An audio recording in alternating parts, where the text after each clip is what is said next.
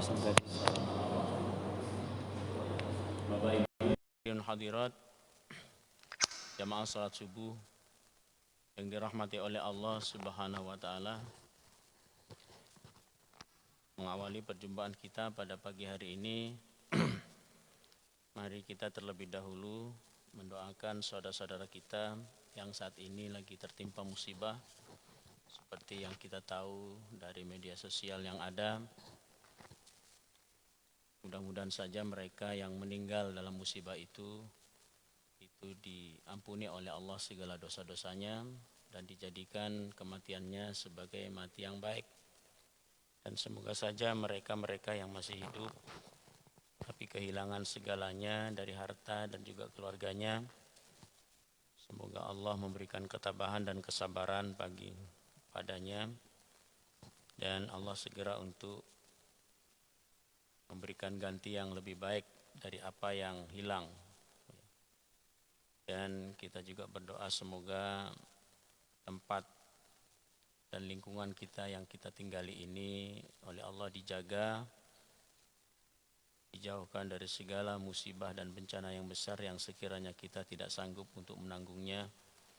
Dan juga kita berdoa semoga kita dan juga keluarga oleh Allah diselamatkan dari segala apapun yang akan menimpa dari keburukan, baik diselamatkan secara zahir maupun kita diselamatkan dari hal-hal yang akan merusak, merapuhkan iman dan akidah kita. Dan semoga saja kita tetap dalam keadaan sehat walafiat. Allah mudahkan segala urusan-urusan kita, serta Allah masih memberikan kita waktu, umur yang barokah. Semuanya itu kita niatkan, tekadkan hanyalah untuk mengabdi kepada Allah Subhanahu wa taala. Amin ya rabbal alamin. Ala hadzin niyah wa ala kulli niyatin shalihatin bi syafaatil Qur'anil Karim. Al-Fatihah. A'udzu billahi minasyaitonir rajim. Bismillahirrahmanirrahim. Alhamdulillahi rabbil alamin.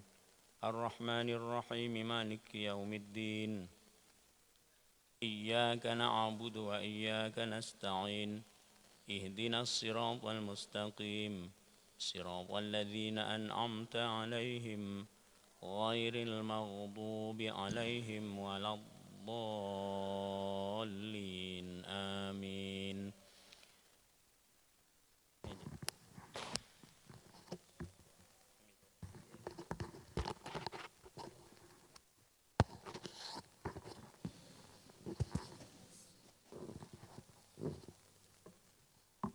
Alhamdulillah, kita bersyukur kepada Allah pagi hari ini.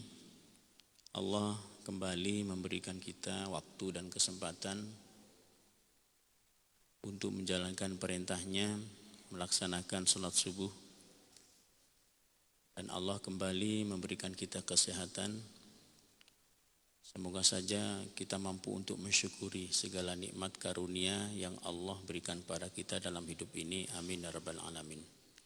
Bapak Ibu yang kami hormati, sebelum kami mulai untuk melanjutkan kajian rutinitas kita pada pagi hari ini, kami ingin bercerita. Ya. Seminggu yang lalu kami jalan-jalan ke Batu Besar Nongsa. Ya. Di situ ada perumahan Palong namanya, ya. Di daerah Nongsa, di depan sebelum masuk ke Polda, ya, itu ada perumahan Palong, ya. Sana ada masjid dan kami sempat sholat di situ, ya. Ini sebenarnya cerita ini nyambung dengan apa yang akan kami sampaikan dalam kajian ini, ya. Setelah sampai sana kami selesai sholat, kemudian kami berbincang-bincang dulu dengan mungkin salah satu pengurus dari masjid itu, dan dia kebetulan kesehariannya itu menjadi penggali kubur selama 8 tahun, ya. profesi seperti itu, menggali kubur ya. Dia cerita pengalaman-pengalamannya itu. Ya memang ketika dia ingin menggali kubur itu memang banyak di antara orang-orang yang meninggal ya, di saat digali kuburannya itu menyulitkan memang ya. Digali kuburannya kadang banyak batunya, digali kuburannya kadang banyak airnya, padahal di situ bukan tempat yang berair ya. Tapi juga ada orang-orang yang meninggal ketika kuburannya digali itu justru mudah cara untuk menggalinya ya. Jadi ternyata memang ya, yang kebanyakan ditemui oleh orang itu ya, saat menggali kubur dan kuburannya itu mudah untuk digali ya, seakan-akan tanah itu sudah siap untuk menerima orang tadi yang meninggal. Itu orang-orang yang hidupnya itu pertama orang-orang yang selalu membaca Al-Quran ya, orang yang dalam hidupnya itu selalu membaca Al-Quran ya. Karena memang Al-Quran itu amalan yang bisa memberikan syafaat ya, baik di saat hidup maupun pada kematiannya, terutama kelak nanti di akhirat ya. Ini artinya sebagai pelajaran bagi kita bahwa apa yang kita dengar dari sebuah hadis dan cerita tentang kehidupan seseorang di alam barzah itu nyata keberadaannya, itu benar ya. Jangan kita merasa itu hanya dongeng, itu hanya cerita, masa ada di alam barzah, di alam kubur itu orang lagi menunggu kiriman orang yang hidup akan Fatihah dan doanya ya. Jadi itu nyata ya. Sehingga sampai Allah memberikan contoh kan ya, bahwa orang-orang yang kematiannya itu buruk itu dalam menggali kuburnya saja sudah disusahkan oleh Allah. Seakan-akan tanah itu tidak mau menerima ya, akan mayatnya itu ketika mau dikubur ya. Sehingga di situ dipersulit ya, yang seharusnya tanah itu digali 1 jam ataupun setengah jam selesai, kan hanya kedalaman mungkin ya setinggi orang berdiri kan kedalamannya kuburan itu ya. Itu seharusnya setengah jam selesai, tapi terkadang ada orang yang menggali kuburan itu sampai 1 jam lebih nggak selesai. Terkadang di situ ada banyak sekali halangannya, hambatannya. Kadang ada banyak batunya. Yang ditemukan orang tadi itu yang dia cerita, itu yang paling banyak katanya ya memang ketika digali kuburannya, mungkin orang-orang yang tidak baik kan ya, itu banyak airnya memang. Ya digali airnya itu penuh lagi sehingga dikuras lagi, digali penuh lagi airnya sehingga dikuras lagi sehingga sampai memakan waktu berjam-jam sampai 3 jam sampai apa. Artinya orang itu sangat berpengalaman sekali dan dia sangat merasa khawatir sekali, takut ya. Dan beliau sampai mengatakan, menasihati sama kami itu ya, mumpung masih diberi umur oleh Allah, silakan perbaiki amal ya. Silakan perbaiki amal karena Allah sudah menampakkan kepadaku sekalipun tidak dialami oleh beliau sendiri ya. Tapi sepengalaman beliau ketika menggali kuburan itu bermacam-macam pengalamannya yang dia dapat ya. Ada ketika menggali kuburan begitu sulit, begitu susahnya ya. Ketika menggali kuburan begitu mudahnya. Ternyata setelah beliau lihat-lihat bahwa orang-orang yang ketika digali kuburannya itu yang dimudahkan oleh Allah, itu memang orang-orang yang di masa hidupnya dia menjadi orang yang taat, menjadi orang yang gemar beramal ya.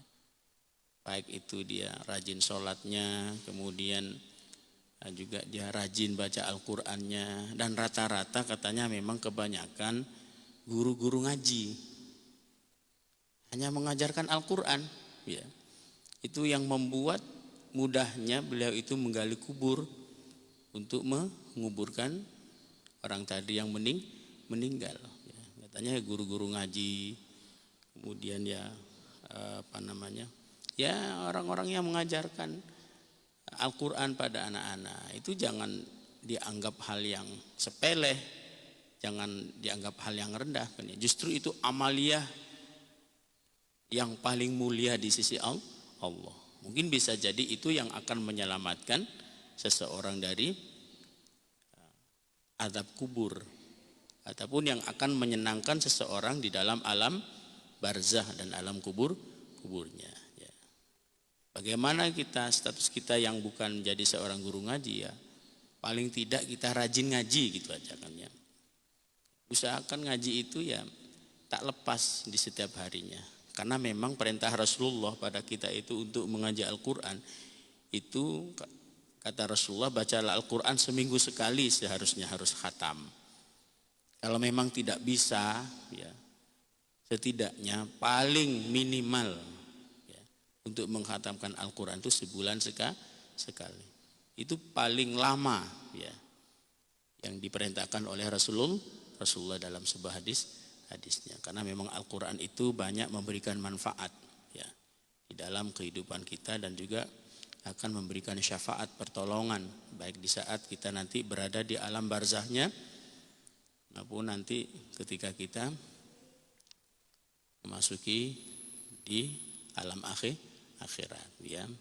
Ya mudah-mudahan saja pengajian kita setiap pagi hari ini dan di pagi-pagi yang lain ini akan menjadi amal kita ya, akan menjadi wasilah ya. Nantinya kita oleh Allah betul-betul dijadikan orang-orang yang baik dalam kematiannya, sehingga tanah pun juga menyambut dengan senang. Ya, begitu mudahnya nanti orang-orang yang menggali kubur untuk kita kan ya, yang menggali kuburnya dengan begitu mudah, tak susah-susah, karena tanah pun sudah menyambutnya. Kalau perlu 1/4 jam sudah selesai, karena itu menunjukkan bahwa tanah senang akan kedatangan dan kehadiran kita. Jadi Bapak Ibu yang kami hormati, satu hal yang tidak boleh kita lupakan sekalipun kita di saat hidup di dunia ini ya kita punya segalanya ya, kita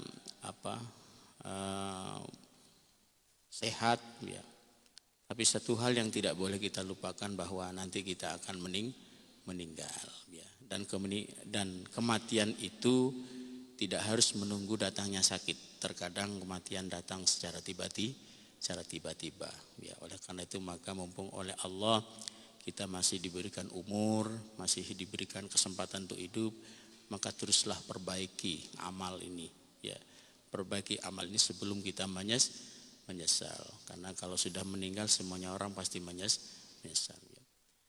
Bapak Ibu yang kami hormati, melanjutkan kajian kita pada pagi hari ini, yaitu kajian Ar-Ruh, kajian yang di dalamnya menceritakan keadaan orang-orang yang sudah meninggal, yang sudah berada di alam barzakhnya, alam kuburnya kan ya. Jadi kajian-kajian yang kita yang kita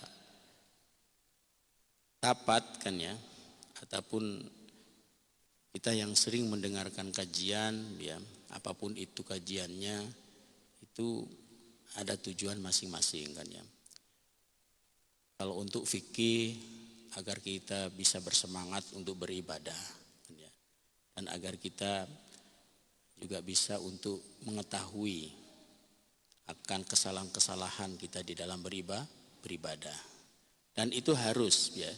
Jadi jangan kita merasa bahwa ibadah kita sudah baik, ibadah kita sudah sempurna.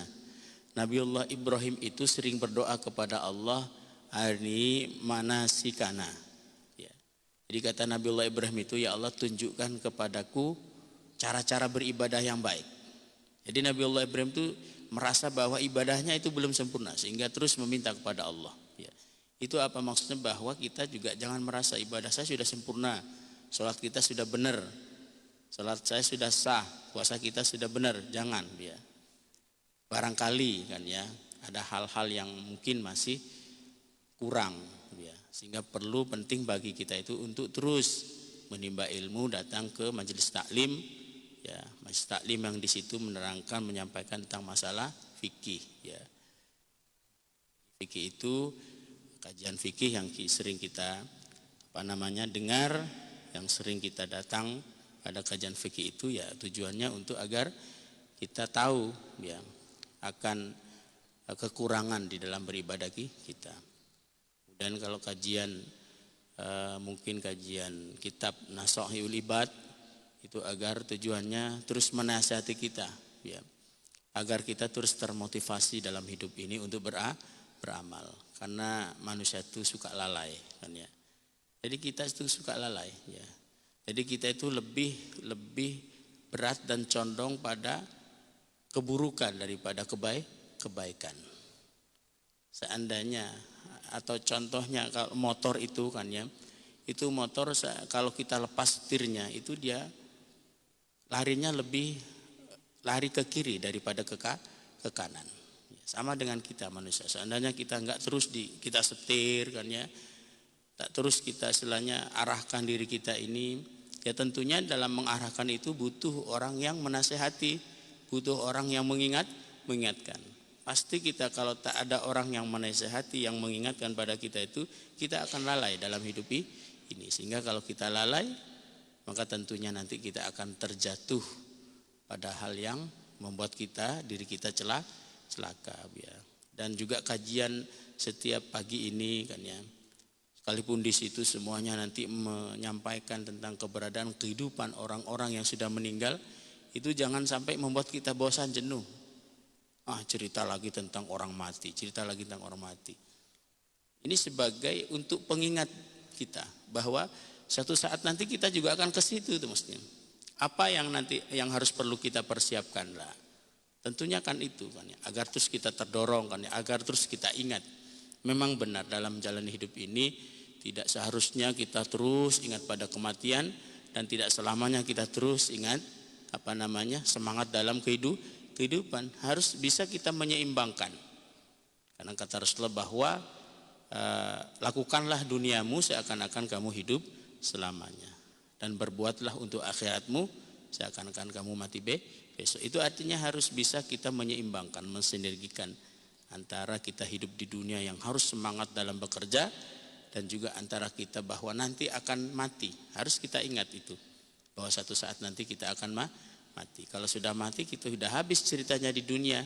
Tinggal bagaimana cara kita menghadapi nanti di alam barzah, di alam kubur. Di alam kubur ingat, tak ada saudara yang menemani, tak ada lampu yang mau menerangi, tak ada AC yang mau mensejuki, kan ya, tak ada kasur yang mau kita tiduri, tak ada bantal, kan ya, tak ada segalanya.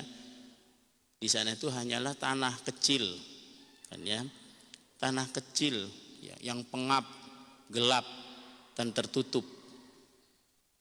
Dan yang akan datang pada kita nanti adalah malaikat sesuai dengan amal kita. Kalau memang amal kita baik, maka malaikat itu akan menampakkan wajah yang menyenangkan. Tapi kalau amal kita buruk, maka malaikat itu akan menampakkan wajah yang menyeramkan.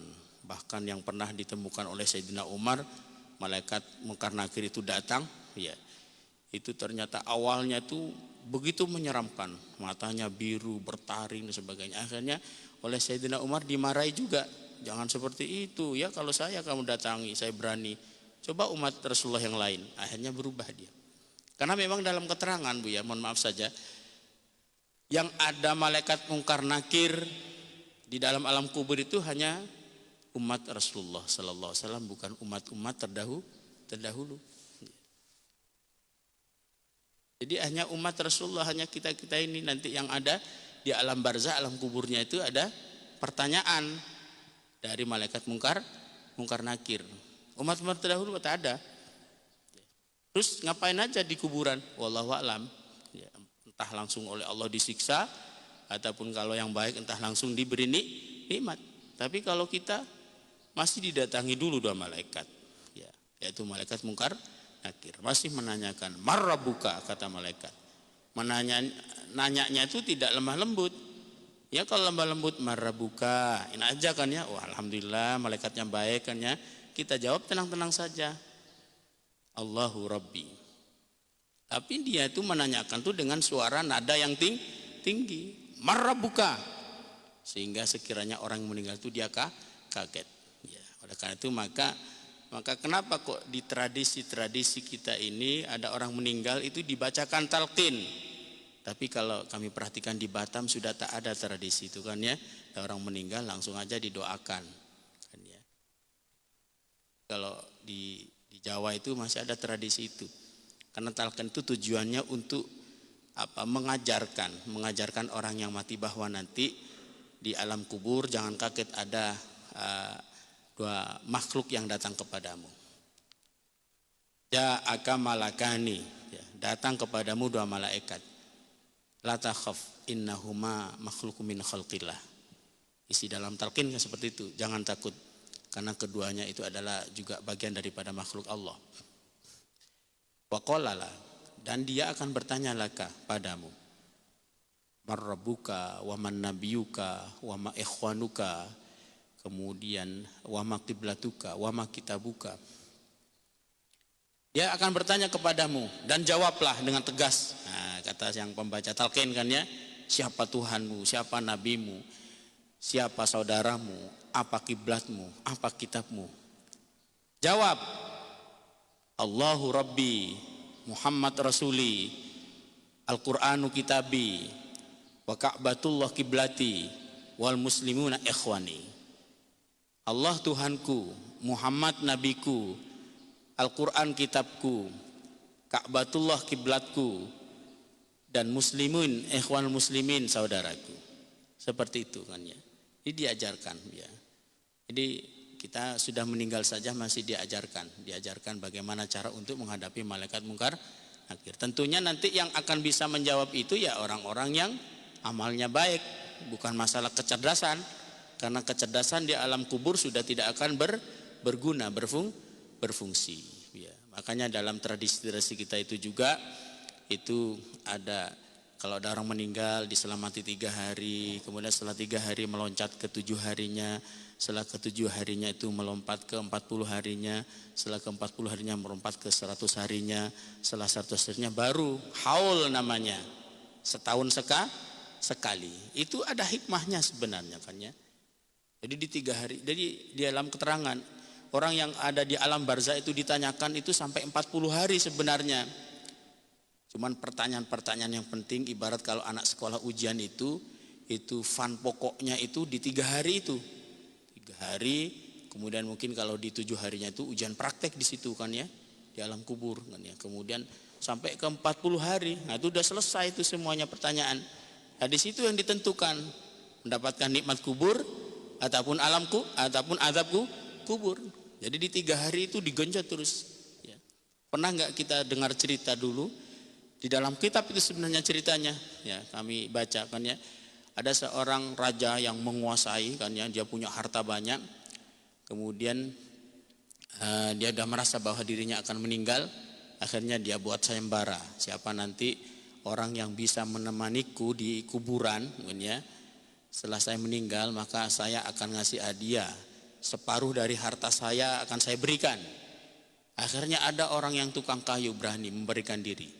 Dia datang ke raja itu, ya raja saya nanti mau untuk menemanimu di kuburan. Maksudnya bukan di dalam kuburnya, dia di atas kuburnya maksudnya, menemani aja selama 40 hari. Akhirnya dia sanggup. Kebetulan setelah itu setelah raja itu meninggal, mulailah dia menjaga. Selama 40 hari raja itu mengatakan, selama 40 hari kamu harus jaga di kuburan saya. Setelah semalam hari saja kan ya, di malam pertama saja dia sudah tidak sanggup. Di saat dia jaga di malam pertama, tiba-tiba datang sosok ya, berpakaian putih kan ya. Kemudian dia bertanya kepadanya. Kebetulan dia pegang kampak kan ya. Kamu siapa? Kata sosok itu. Saya si fulan. Itu apa yang dipegang kampak? Udah setelah itu dia pergi lagi. Malam keduanya dia jaga lagi, datang lagi dia itu. Kampak itu kamu dari mana kamu dapat? Saya beli. Uangnya dari mana? Saya dapat bekerja. Udah pergi lagi. Malam ketiga datang lagi kan ya. Nah, kampak itu kamu belinya dari siapa? Dari si Fulan. Si Fulan itu ngambilnya dari mana? Dari si Fulan. Si Fulan itu mengambil dari mana? Hanya setelah itu pergi lagi. Sampai ke 10 hari udah tak sanggup. Waduh, susah ini kayaknya. Udahlah, saya nggak bisa melanjutkan untuk jaga kuburannya raja ini. Karena apa? Karena satu kampak saja pertanyaannya itu banyak. Ya, itu artinya apa? Bahwa memang nanti di dalam alam kubur itu selain kita oleh Allah ditanyakan hal yang pokok, siapa Tuhanmu, nabimu, kiblatmu, kitabmu, saudaramu dan sebagainya, itu nanti ada pertanyaan-pertanyaan yang sangat rumit, yaitu tentang harta. Ya, itulah yang dikhawatirkan, ditakutkan oleh setiap orang pada orang-orang terdahulu. Oleh karena itu maka begitu penting bagi kita untuk terus kan ya mengingat akan itu. Ya, seharusnya seperti apa yang Allah sampaikan dalam Quran, itu setiap ada orang yang sudah senja berumur kan ya, sudah merasa dia pasti nanti akan meninggal, itu harus berwasiat kepada anak-anaknya. Jadi anak-anaknya itu diwasiati. Apa sih wasiatnya? Dinasihati anaknya. Paling tidak anaknya dinasihati, dikasih tahu, nak, nanti kalau saya sudah meninggal, pertama jangan sampai harta yang ada ini menjadi bencana bagi saya sebagai orang tua. Apa yang akan nanti menyebabkan harta menjadi bencana? Ketika harta yang ditinggalkan oleh orang meninggal itu menjadi rebutan bagi anaknya ataupun tidak dibagi secara syariat, yaitu yang disebut dengan dibagi secara waris, itu akan menjadi bencana. Ataupun nanti berwasiat itu agar anak-anaknya tetap diam, menjadi anak baik, menjadi anak yang soleh, menjadi anak yang taat. Kenapa? Karena kesolehan dan ketaatan anak itu akan berpengaruh kepada orang tua yang sudah meninggal. Ya, Bapak Ibu yang kami hormati, itulah yang harus betul-betul kita ingat kan ya. Jangan sampai kita melupakan hal itu. Kalau kita terus lupa lalai, akhirnya ya kita nanti menyesal. Kalau sudah meninggal, baru kita oleh Allah itu akan ditampakkan semuanya. Ternyata selama kita hidup ini banyak yang kosong amalnya di setiap saatnya. Ya akhirnya kita rugi nantinya. Saat kita sudah masuk ke dalam barzah, baru kita merasakan takut yang luar biasa, sedih yang luar biasa, sehingga seakan-akan itu kita akan kembali lagi kepada ke dunia, minta kepada Allah. Namun sayang pada saat itu semuanya sudah tidak berdaya. Bapak Ibu yang kami hormati, kita lanjutkan isi daripada hadis ini. Bismillahirrahmanirrahim. Haddatsani Muhammad bin Abdul Aziz, menceritakan kepadaku Muhammad bin Abdul Aziz bin Sulaiman.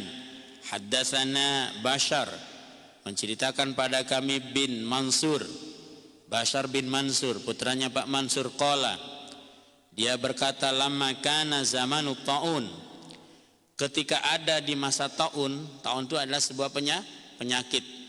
Jadi ta'un itu ya, kalau untuk saat ini kurang kan ya, adanya corona, adanya virus corona ini itu kurang ya.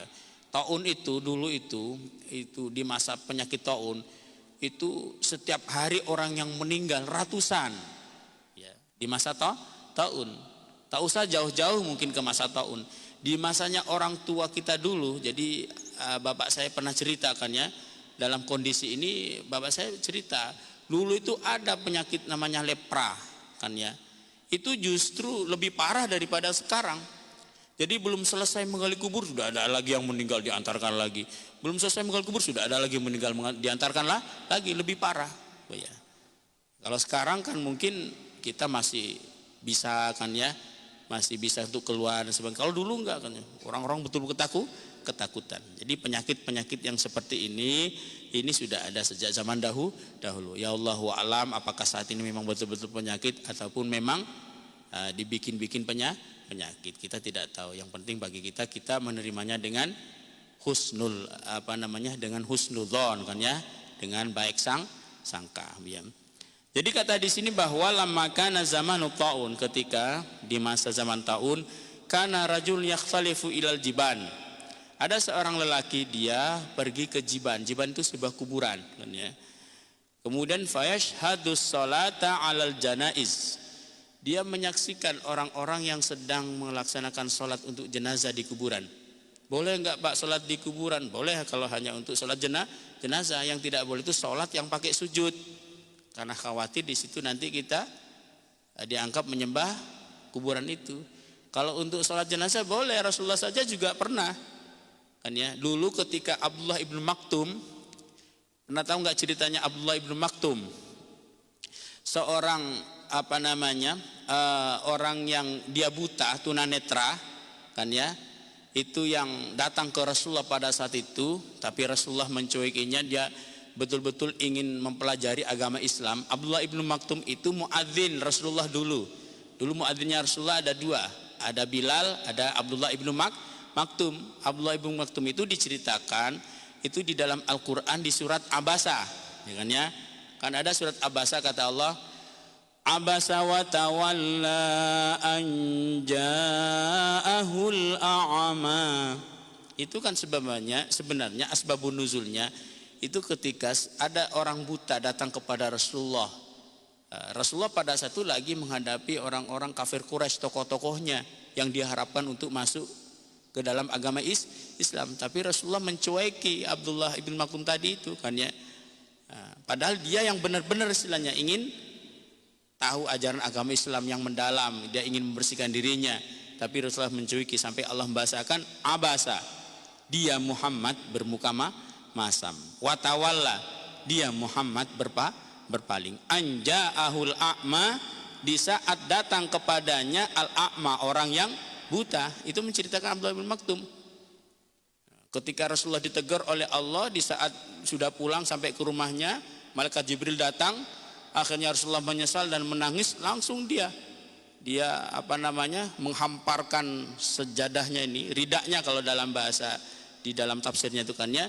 Dia langsung mengatakan, marhaban ya man aqabani rabbi. Saya akan menyambut orang yang sudah menegur, yang membuat Tuhanku menegur kepadaku, yaitu Abdullah ibnu Maktum. Abdullah ibnu Maktum itu akhirnya itu mendapatkan perlakuan yang sangat baik dari Rasulullah. Ya. Abdullah bin Maktum adalah salah satu sahabat yang paling disayang oleh Rasulullah. Ya. Dan juga menjadi muadzin Rasulullah. Ketika Abdullah bin Maktum itu dari mulianya dia itu di saat meninggal, karena Rasulullah enggak nutut untuk mensolati di rumahnya kan ya, di saat kifayahnya, akhirnya Rasulullah itu mensolati di kuburannya Abdullah bin Maktum.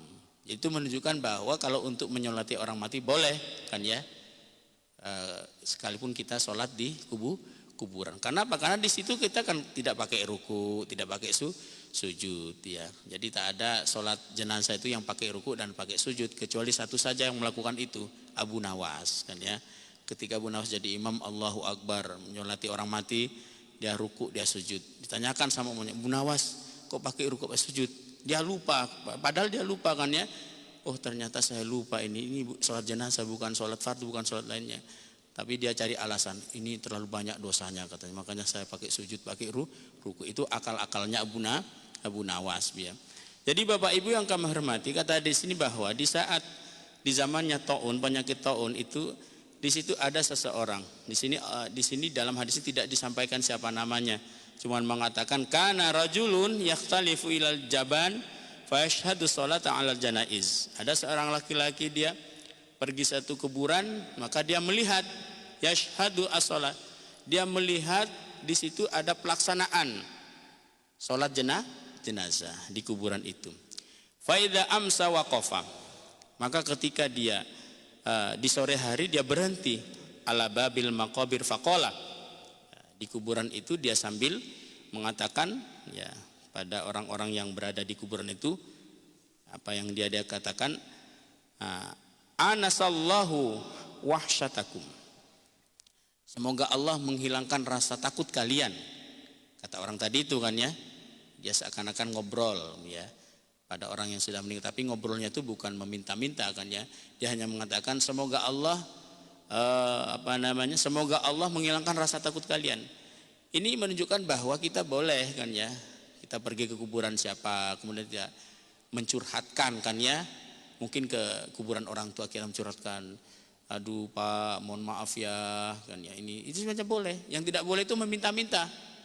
Tolong saya kasih apa namanya, saya butuh mobil, tolong saya doakan, saya butuh mobil, seperti itu tidak boleh. Ya. Jadi banyak orang-orang sekarang itu yang ke kuburan dia justru meminta-minta kan ya. Terutama yang kami perhatikan kan ya, itu kalau udah masanya pemilihan anggota dewan kan ya, caleg-caleg itu sebenarnya banyak yang pergi kuburan itu. Dia sok selanya anti datang kuburan, padahal mereka juga banyak datang ke kuburan. Bahkan mereka datang itu kesan tuh keliru, dia meminta pada orang yang ada dalam kubur. Itu kesalahan tuh kan ya. Di mana itu? Di Banyuwangi itu ada Gunung Gumitir. Nah, kan ya, Gunung Gumitir itu gunung yang paling tinggi, perbatasan antara Jember dengan Banyuwangi. Bapak Ibu kalau pernah ke Banyuwangi, dia kalau naik bis itu pasti melewati Gunung Gumitir. Begitu tinggi. Di atasnya Gunung Gumitir itu dia ada hutan ya. Hutan yang dijadikan taman safari karena kami sering ke sana dulu kan ya. Kemudian di situ ada pemakaman memang ya, pemakaman yang dianggap keramat. Itu sering didatangi anggota-anggota dewan yang ingin mencalonkan ya. Dia ke sana datang ya, minta dan sebagainya, ritual-ritualnya. Itu tidak boleh seperti itu. Kalau ke kuburan itu datangnya kita untuk mendoakan siapapun yang meninggal di dalamnya. Baik mau kiai, ulama dan sebagainya, dan juga kita datang kepadanya itu untuk biar kita ingat bahwa satu saat nanti akan meninggal. Itu boleh kan ya, seperti itu. Tapi kalau datang ke kuburan kita meminta-minta itu dilarang. Karena apa? Syirik. Itu yang tidak boleh ya.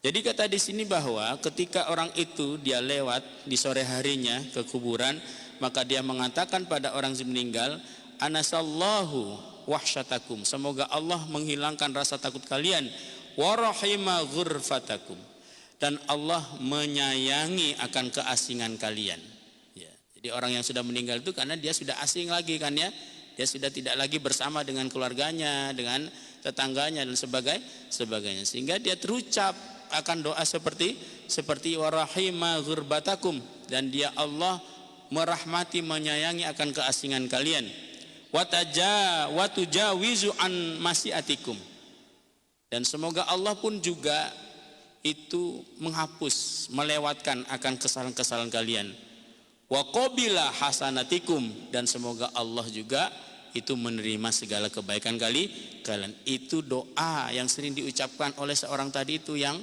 lewat di kuburan setiap sorenya. Fa'ada'u kama kuntu ada'u, saya selalu berdoa seperti itu ya. La yazidu ala haula'il kalimat, dia tidak menambahkan kalimat-kalimat yang lain, hanya itu aja. Setiap lewat kuburan itu aja doanya. Semoga Allah menghilangkan rasa takut kalian, semoga Allah menyayangi keasingan kalian, semoga Allah melewatkan, menghapus kesalahan kalian, semoga Allah menerima kebaikan kalian. Selalu dia berdoa seperti itu di setiap saat, di setiap dia lewat di kuburan. Qala amsaitu dzata lailatin, maka dia berkata, satu hari saya lewat di tengah malam, wansaraftu ila ahli, dan saya pulang pergi ke keluargaku, walam ati al maqabir, dan saya tidak lagi datang ke kuburan itu. Kata di sini, fada'u kama kuntu adu, saya berdoa seperti apa yang saya doakan dulu kan ya. Qala fabaina ana naim, maka ketika di saat saya tidur, idza bi khalqin katsin qad ja'u, tiba-tiba banyak orang yang datang kepadanya ya. Di saat dia tidur berarti dia bermimpi. Qad ja'u faqultu ma antum wa ma hajatukum, siapa kalian, apa tujuan kalian datang kepadaku, kata orang tadi itu yang bermimpi ya. Qalu nahnu ahlul maqabir, mereka menjawab saya ahlu kubur. Qultu ma hajatukum, apa hajatmu datang ke saya, kata orang tadi yang bermimpi. Qalu innaka audatuna minka hadiatan indan sirafika li ahlik, saya lagi menunggu kamu kok sekarang jarang datang ke kuburan, biasanya datang dan mendoakan, memberikan ucapan yang baik kan ya. Itu namanya ucapan yang baik dalam bentuk doa. Saya lagi menunggu kok tidak datang lagi kamu itu, makanya saya cari kamu itu. Akhirnya dia kaget kan ya. Fakultu wa mahiyam, sampai dia tidak ingat apa yang sering diucapkan di kuburan tadi itu ketika dia lewat. Apa itu kalimatnya? Ya. Qalu, mereka mengatakan ad-da'awatul lati kunta tad'u biha, yaitu doa-doa yang sering kau panjatkan pada orang ahli kubur. Qala qultu fa inni a'udzu lidzalika qala fama taraktuha ba'du. Nah, setelah bermimpi itu kan akhirnya dia kaget, kemudian dia langsung berdoa seperti itu, dan dia semenjak itu tidak meninggalkan untuk berdoa lagi ke kubur. Artinya dia selalu berdoa untuk orang-orang yang sudah berada di alam kubur. Setelah dia bermimpi, dimimpikan orang-orang yang datang padanya. Ya, Bapak Ibu yang hormati, nah inilah hadis pada pagi hari ini yang kami sampaikan tentang keberadaan orang-orang di alam kubur. Jadi yakinlah bahwa di alam kubur nanti itu semuanya kita pasti akan sangat membutuhkan orang-orang yang peduli kepada kita. Dan juga di saat kita masih hidup, sering-seringlah kita mendoakan mereka-mereka, terutama pada keluarga kita, agar mereka mendapatkan kesenangan. Ini saja yang dapat kami sampaikan pada pagi hari ini. Semoga bermanfaat dan semoga kita oleh Allah betul-betul diselamatkan nanti di alam barzah, alam kuburnya. Amin ya rabbal alamin. Dari kami sekian dulu dan terima kasih. Assalamualaikum warahmatullahi wabarakatuh.